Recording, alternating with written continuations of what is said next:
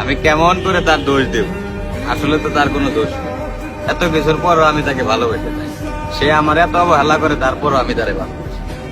এত মানুষ থাকতে তার পিছে আমি তারপরও তারা আমি কোনো সময় বোঝাইতে পারি নাই যে আমি তারে ভালোবাসি। সে আমার ফিলিংসটা মানে বুঝলোই না, কোনো সময় আমার ফিলিংসটাই বুঝলো না। তবে বন্ধু, আমি আমার জীবন থেকে একটা জিনিস বুঝলাম, ছেলে হোক বা মেয়ে হোক, তুমি যখন তারে ভালোবাসবে তখন তার র্যাঙ্কিংটা মানে নিজের অনেক হাইলাইটস মনে করে।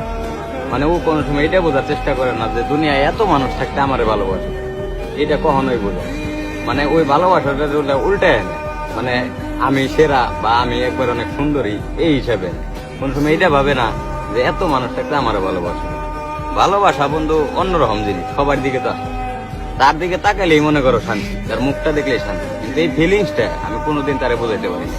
এত অবহেলা করছে মনে করো, তারপর আমি হের পিছিয়ে করি। তাহলে সব মিলে মনে করো যে দোস্ত, আমি হের দোষ দিই, দোষটা আমার। আমি নিজেই মনে করো আমি কষ্ট কিনতেছি। এই কষ্ট মনে করো একতরফা ভালোবাসার যে কষ্ট, এই কষ্টটা বন্ধু যে মনে করো এটা মানে এই পরিস্থিতির শিকার হয়েছে, একমাত্র ওই জানে যে কষ্টটা কিরকম। সবাই এই পরিস্থিতিতে